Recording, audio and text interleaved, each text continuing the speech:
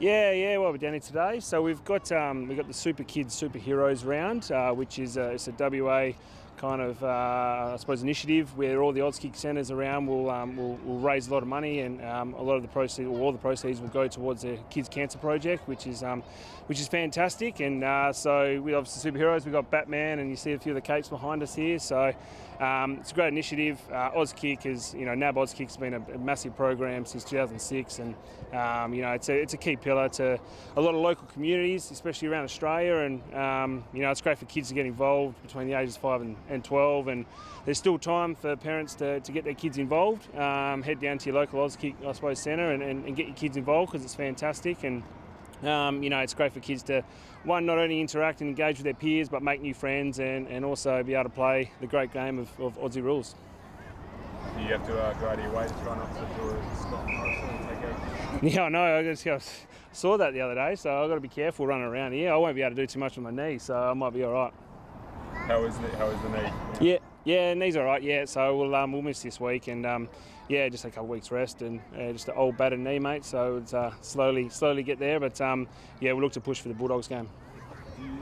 Have you had conversations with Simo about what you've got left in you for this season in terms of games towards the back end? Look, we're always going to manage it, and that was something that we decided on once decided to go on this year, and I knew it was going to, I suppose, be influenced by this knee and in what happened last year at the back end with that surgery. So, it's hard to kind of go, we're going to have this game off and that game off, because things vary during the week, selection happens, and also you feel good one week, you might not feel good the next. So kind of hit a bit of a threshold last week, I think, and we had to pull the pin and have a couple of weeks off.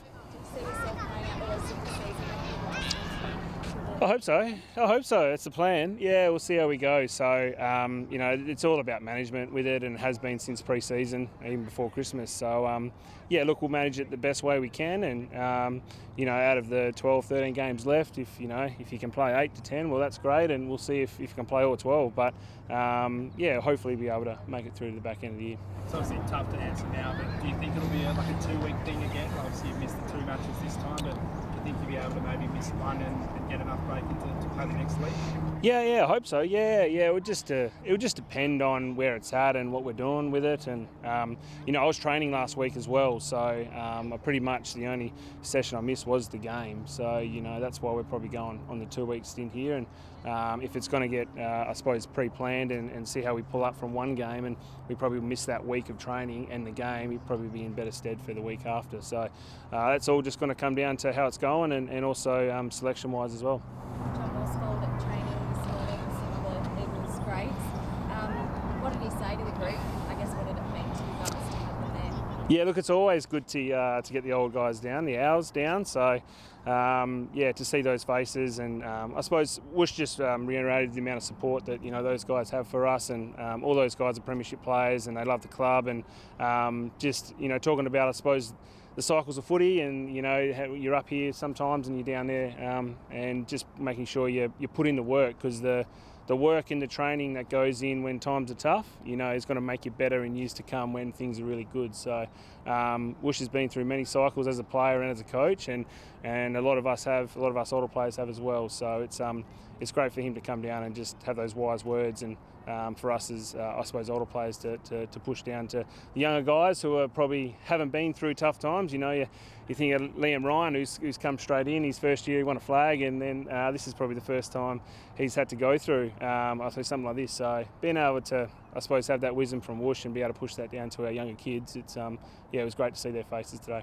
You spent 6 years with Woosh maybe as your coach. You kind of kept the relationship, a bit of a line of contact with him over the years. Yeah, definitely. Yeah, no, Woosh was a great mentor, great coach, great friend over that period, and I can't thank Woosher enough for giving me the opportunity to come back over here and play in the West. And he's always been someone to, I suppose, call or voice out to, and he always knows the right thing to say. So it's fantastic to be able to, I suppose, have him as a coach and as a friend, and looking forward to, I suppose, catching up a lot more once we are finished. Do you think it's early obviously now, they've only just come in this morning, but do you think it has given the group a bit of a boost already, kind of morale, getting those guys back around? And it's obviously probably been a bit downer in the club lately. Well, yeah, well, they're always around, so it's not just this one-off time that they've just jumped out because things are tough at the club. They're always here, so we love getting, I suppose, a lot of those past players back and talking to the group, and we've had a lot of those guys. You know, you saw Glassy today, Monkey Brennan, he's come and spoke to us a few times, and it's always great to just for them to share stories about, you know, back in the 90s and how it was coming through the 2000s, and I suppose when the club first started as well. So we always consistently try and get, I suppose, the past players back in and it's great just hearing their stories, and you know, they're a big part of, I suppose, the furniture of the football club, and it's great for a lot of the guys who, you know, either come from over east and have no idea about the West Coast Eagles to be able to hear these guys talk. Josh, it seems like it's a bit hard for the guys to have an impact with the supply issues Yep. that you have. Yep. How's that? Yeah, no, good. Yeah, we're missing Oscar, obviously, who's battling through his injuries at the moment, and we've had a few kind of in and out, you know, with Willie with his hammy, and Cripper coming back from his pec, so it's starting to get, I suppose, a bit of a unit together. But yeah, look, you know, supplies. It's an issue here and there. It has been. We've been quite efficient, I think, over the years, and sometimes, so with minimal supply. So if we can start increasing that, hopefully the guys can start, getting it inside 50, and we get a bit more score on the board. But yeah, look, you know, it starts. As much as there's limited opportunities, sometimes it's about making the most of those opportunities. So the guys know that they know every opportunity counts. So it's about putting that in. How's there someone that you hope can, I guess, step up in this second half of the season, or in those games where you're missing a great opportunity?